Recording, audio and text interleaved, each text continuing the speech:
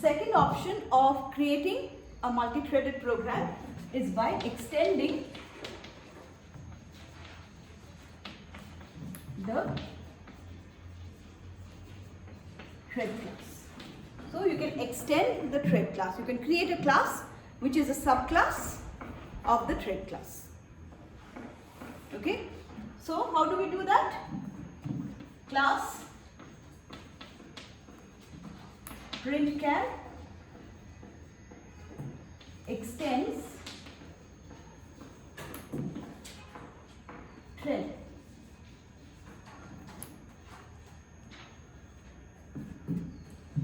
Alright. So now in the thread class there is the run method. Runnable interface also has the run method, but the thread class also contains the run method.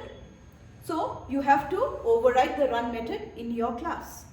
So if this is, now here you are not separating the task and the thread. The task itself becomes a thread. Okay? This is the task, printChar. This is the thread itself. Because it extends the thread class, it becomes a subclass. So printChar extends from the thread class. So when it extends from the thread class, it becomes a thread itself. Because remember, this is a relationship. printChar is a thread. So the task itself becomes a thread. But here there is a problem. Okay. Once you have extended from the thread class, this printChar class cannot extend from any other class. Because in Java you don't have multiple inheritance. You cannot, one class, in Java one class cannot inherit from more than one class. This is not allowed. In C++ you must have seen something like this. Okay, one class can extend from multiple classes. In Java, one class can only extend from one class. So you can only inherit from one class. So this is not allowed in Java. So here, if your class printChar extends from thread, it cannot extend from anywhere else, any other class. So your task object or your task class must be such that it should not inherit from anyone else. It should not require inheriting from some other class. Okay. So that is one disadvantage actually of implementing it through the thread class, by extending the thread class. Another that is a developmental issue, that is you're not separating the task and the thread.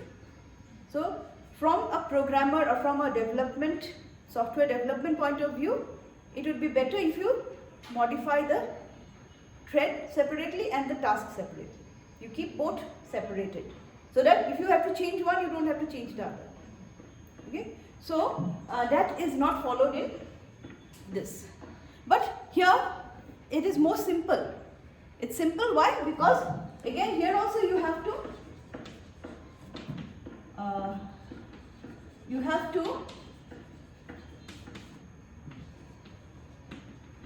implement the thread method. You have to give a body to, you're basically what you're doing, you're overriding the thread, the run method in this class. Now you're not implementing, you are overriding. You're overriding the thread run method. So you write the code out here. Okay. So now when you have to create objects, you don't have to create objects again for the task. This itself is a thread now. Are you getting my point? This itself is a thread now.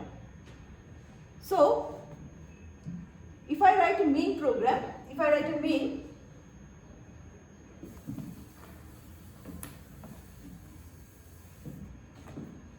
so somewhere I'm testing, okay, so I have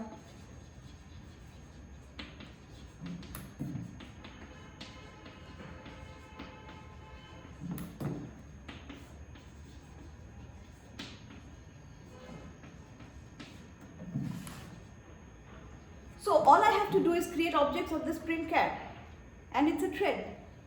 So printChar T1 is new print char.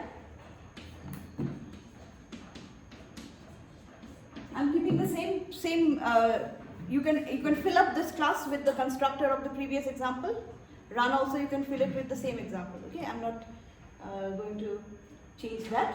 So then print char t2 new print char b50. Now in the same way, if you have written the code also for print num, so print num now will, instead of implementing the runnable interface, it will extend from thread. Okay, and it will have the run method. Everything is same. So now all I have to do is t1 dot start, t2 dot start.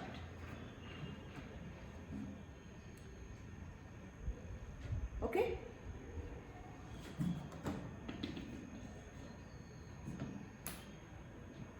So you can see the number of lines of code you need here is less. Okay, overhead is also slightly less because there you are using some other object. So there is the additional overhead of keeping the task.